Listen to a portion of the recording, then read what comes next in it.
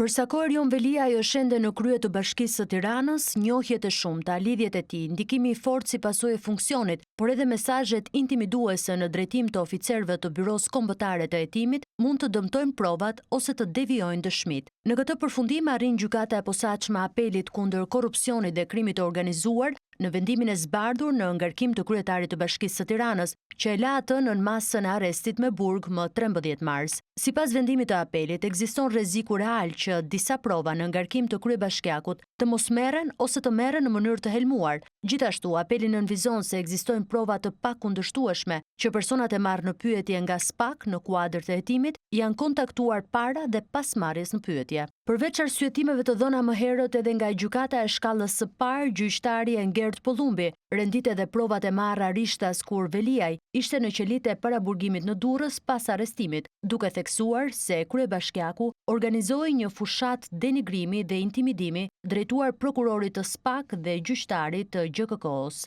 Gjithashtu, nga përgjimet e kryera në ambientet e paraburgimit ku Veliaj flet me vëllan dhe bashkëshorten e tij,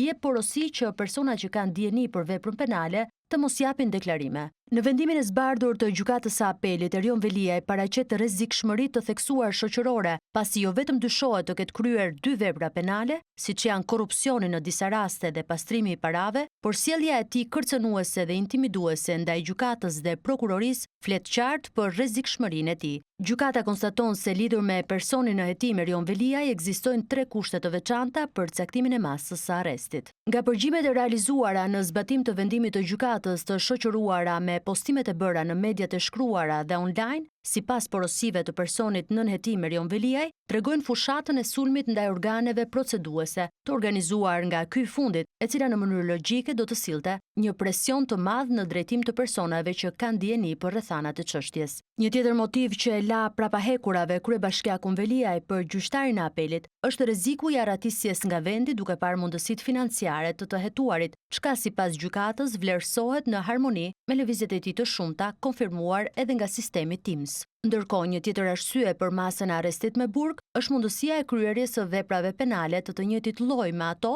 për të cilat po procedohet penalisht. Pas bardhjes së vendimit, tani më, avokatët e Veliaj mund të bëjnë rekurs.